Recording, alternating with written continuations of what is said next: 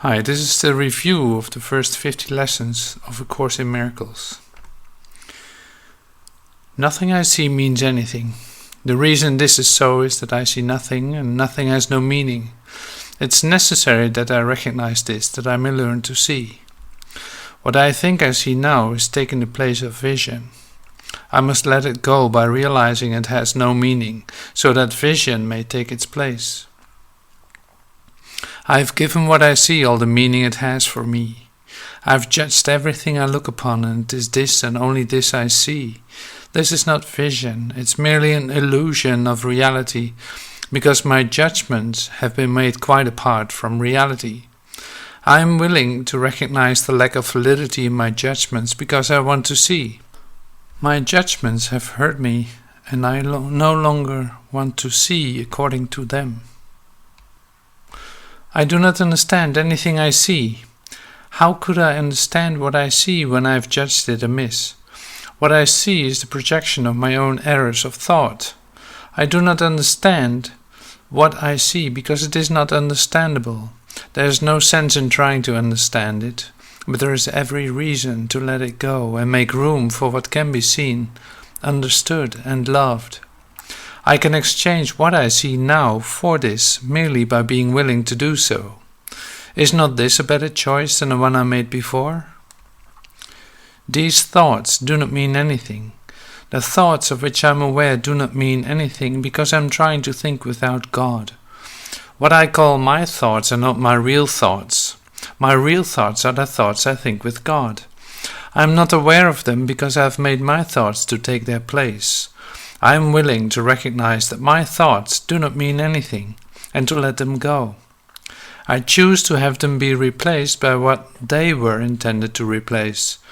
My thoughts are meaningless, but all creation lies in the thoughts I think with God.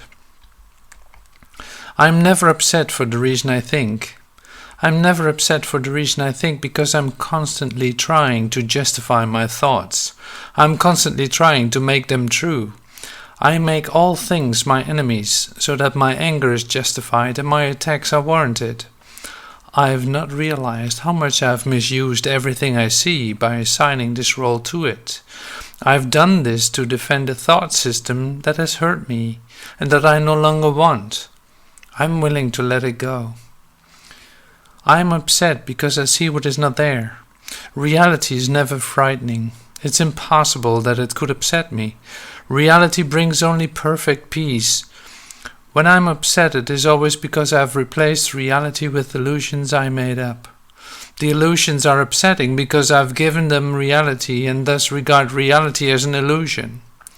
Nothing in God's creation is affected in any way by this confusion of mine.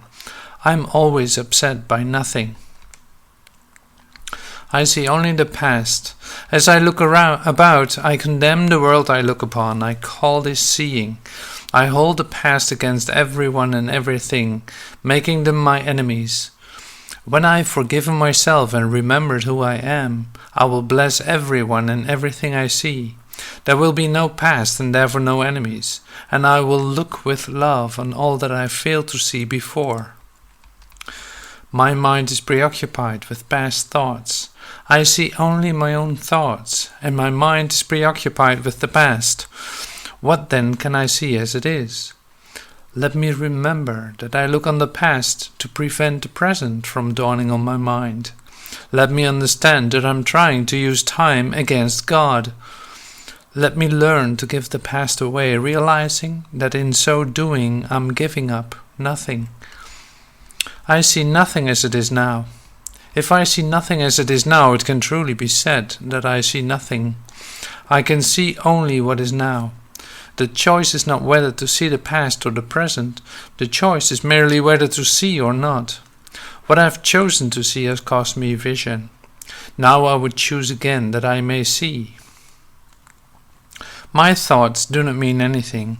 I have no private thoughts, yet it is only private thoughts of which I am aware. What can these thoughts mean? They do not exist and so they mean nothing. Yet my mind is part of creation and part of its creator.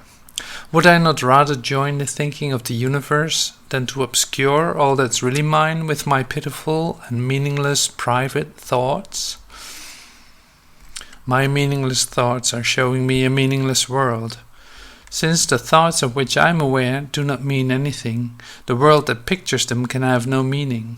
What is producing this world is insane, and so is what it produces. Reality is not insane, and I have real thoughts as well as insane ones. I can therefore see a real world if I look to my real thoughts as my guide for seeing. I am upset because I see a meaningless world. Insane thoughts are upsetting. They produce a world in which there is no order anywhere. Only chaos rules a world that represents chaotic thinking, and chaos has no laws. I cannot live in peace in such a world. I am grateful that this world is not real, and that I need not see it at all unless I choose to value it. And I do not choose to value what is totally insane and has no meaning. A meaningless world engenders fear. The totally insane engenders fear because it is completely undependable and offers no grounds for trust. Nothing in madness is dependable. It holds out no safety and no hope. But such a world is not real. I have given it the illusion of reality and have suffered from my belief in it. Now I choose to withdraw this belief and place my trust in reality. In choosing this, I will escape all the effects of the world of fear, because I am acknowledging that it does not exist. God did not create a meaningless world. How can a meaningless world exist if God did not create it? He is the source of all meaning, and everything that is real is in His mind. It is in my mind too, because He created it with me. Why should I continue to suffer from the effects of my own insane thoughts when the perfection of creation is my home? Let me remember the power of my decision and recognize where I really abide. My thoughts are images that I have made. Whatever I see reflects my thoughts. It is my thoughts that tell me where I am and what I am. The fact that I see a world in which there is suffering and loss and death shows me that I am seeing only the representation of my insane thoughts, and am not allowing my real thoughts to cast a beneficent light on what I see. Yet God's way is sure. The images I have made cannot prevail against Him, because it is not my will that they do so. My will is His, and I will place no other gods before Him. I have no neutral thoughts. Neutral thoughts are impossible because all thoughts have power. They will either make a false world or lead me to the real one. But thoughts cannot be without effects. As the world I see arises from my thinking errors, so will the real world rise before my eyes, as I let my errors be corrected. My thoughts cannot be neither true nor false. They must be one or the other. What I see shows me which they are. I see no neutral things. What I see witnesses to what I think. If I did not think, I would not exist, because life is thought. Let me look on the world I see as the representation of my own state of mind. I know that my state of mind can change, and so I also know that the world I see can change as well. I am not alone in experiencing the effects of my seeing. If I had no private thoughts, I cannot see a private world. Even the mad idea of separation had to be shared before it could form the basis of the world I see.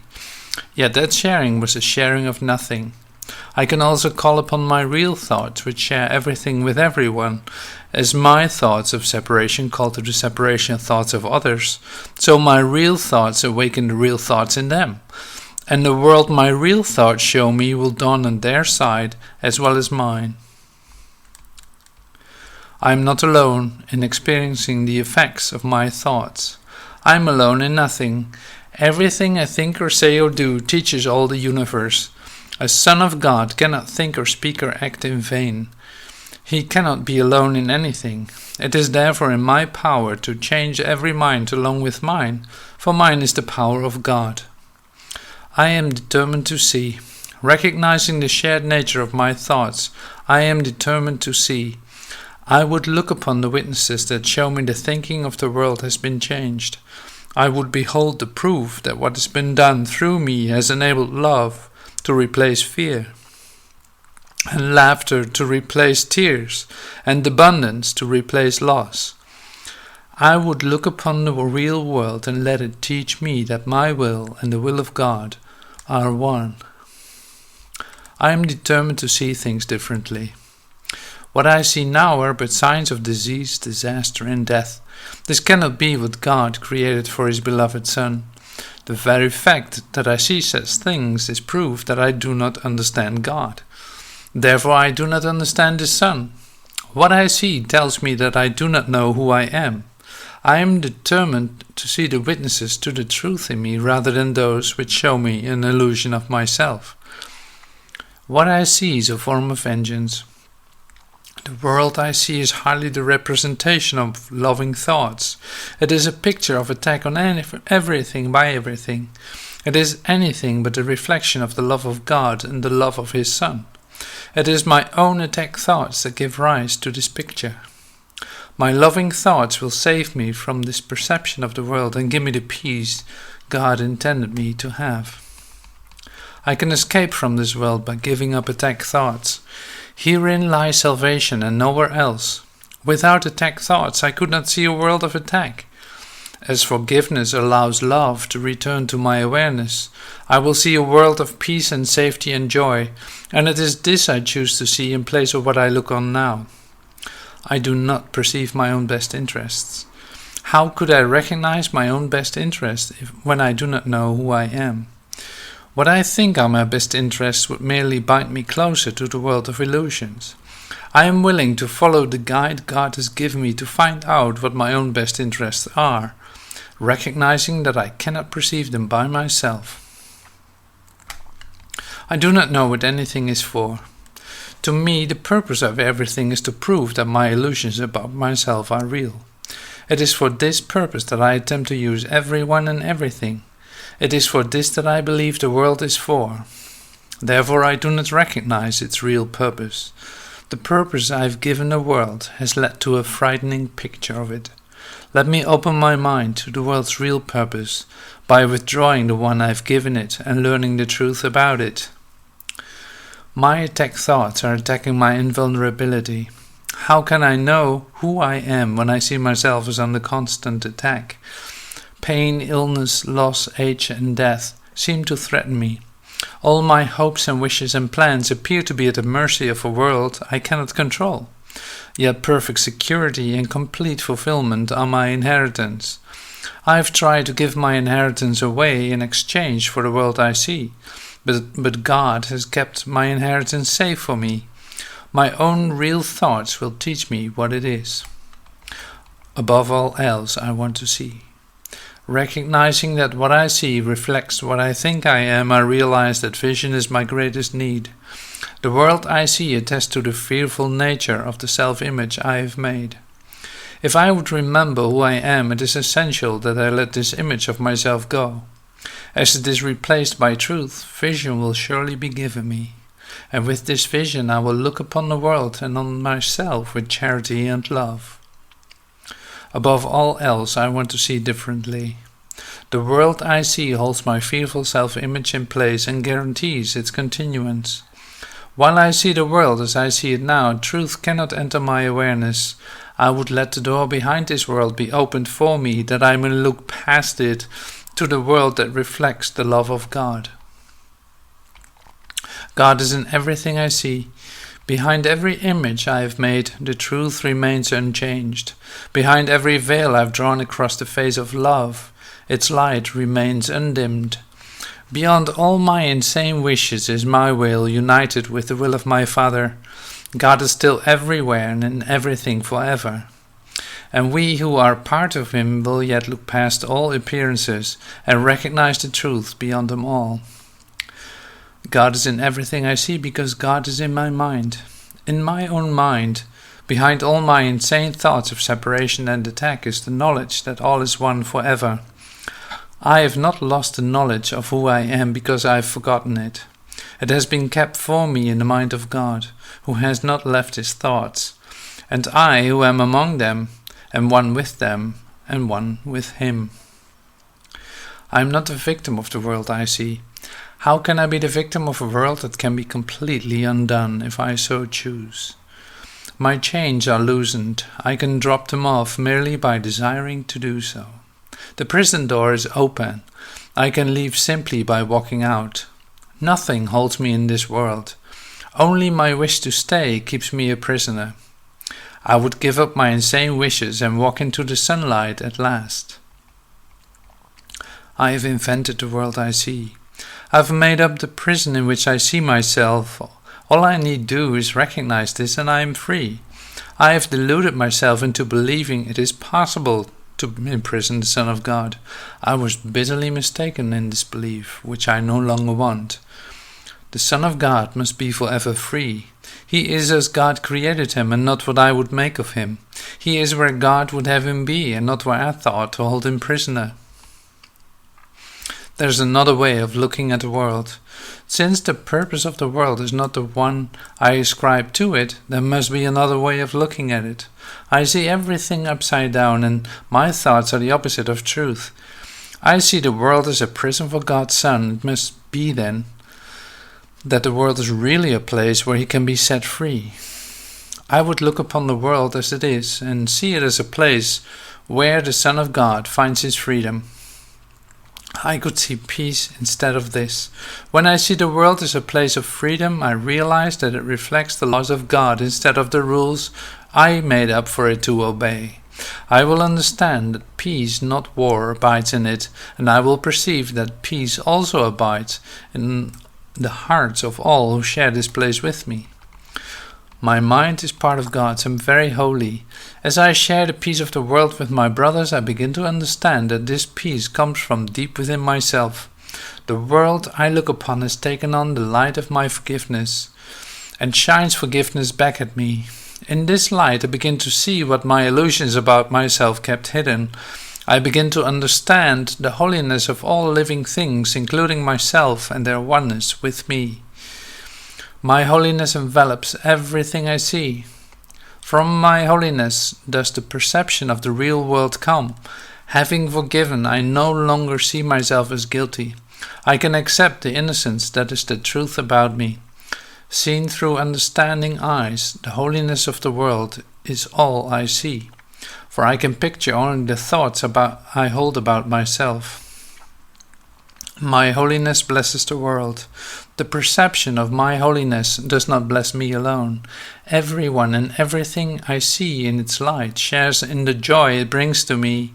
There's nothing that is apart from this joy, because there's nothing that does not share my holiness. As I recognize my holiness, so does the holiness of the world shine forth for everyone to see. There is nothing my holiness cannot do. My holiness is unlimited in its power to heal because it's unlimited in its power to save. What is there to be saved from except illusions? And what are all illusions except false ideas about myself? My holiness undoes them all by asserting the truth about me. In the presence of my holiness, which I share with God Himself, all idols vanish. My holiness is my salvation. Since my holiness saves me from all guilt, recognizing my holiness is recognizing my salvation. It is also recognizing the salvation of the world. Once I have accepted my holiness, nothing can make me afraid. And because I am unafraid, everyone must share in my understanding, which is the gift of God to me and to the world. I am blessed as a son of God. Herein lies my claim to all good and only good. I am blessed as a son of God. All good things are mine because God intended them for me. I cannot suffer any loss or deprivation or pain because of who I am. My Father supports me, protects me, and directs me in all things. His care for me is infinite and is with me forever. I am eternally blessed as His Son. God goes with me wherever I go. How can I be alone when God always goes with me? How can I be doubtful and unsure of myself when perfect certainty abides in Him? How can I be disturbed by anything when He rests in me in absolute peace? How can I suffer when love and joy surround me through Him? Let me not cherish illusions about myself. I am perfect because God goes with me wherever I go. God is my strength and vision is His gift. Let me not look on my own eyes to see today. Let me be willing to exchange my pitiful illusion of seeing for the vision that is given by God. Christ's vision is His gift and He has given it to me. Let me call upon this gift today so that this day may help me to understand eternity. God is my source. I cannot see apart from Him. I can see what God wants me to see. I cannot see anything else. Beyond His will lie only illusions. It is these I choose when I think I can see apart from Him. It is these I choose when I try to see through the body's eyes. Yet the vision of Christ has been given me to replace them. It is through this vision that I choose to see. God is the light in which I see. I cannot see in darkness, and God is the only light. Therefore, if I am to see, it must be through Him. I have tried to define what seeing is, and I have been wrong. Now it has been given me to understand that God is the light in which I see. Let me welcome vision and the happy world it will show me. God is the mind with which I think. I have no thoughts I do not share with God. I have no thoughts apart from Him, because I have no mind apart from His. As part of His mind, my thoughts are His and His thoughts are mine. God is the love in which I forgive. God does not forgive because He is never condemned. The blameless cannot blame, and those who have accepted their innocence see nothing to forgive. Yet forgiveness is the means by which I will recognize my innocence. It is the reflection of God's love on earth. It will bring me near enough to heaven that the love of God can reach down to me and raise me up to Him. God is the strength in which I trust. It is not my own strength through which I forgive. It is the strength of God in me which I am remembering as I forgive. As I begin to see, I recognize His reflection on earth. I forgive all things because I feel the stirring of His strength in me, and I begin to remember the love I chose to forget, but which has not forgotten me. There is nothing to fear. How safe will the world look to me when I can see it? It will not look anything like what I imagine I see now. Everyone and everything I see will lean toward me to bless me. I will recognize in everyone my dearest friend. What could there be to fear in a world that I have forgiven and that has forgiven me? God's voice speaks to me all through the day. There is not a moment in which God's voice ceases to call on my forgiveness to save me. There is not a moment in which His voice fails to direct my thoughts, guide my actions, and lead my feet. I am walking steadily on toward truth. There is nowhere else I can go because God's voice is the only voice and the only guide that has been given to His Son. I am sustained by the love of God. As I listen to God's voice, I am sustained by His love. As I open my eyes, His love lights up the world for me to see. As I forgive, His love reminds me that His Son is sinless, and as I look upon the world with the vision He has given me, I remember that I am His Son.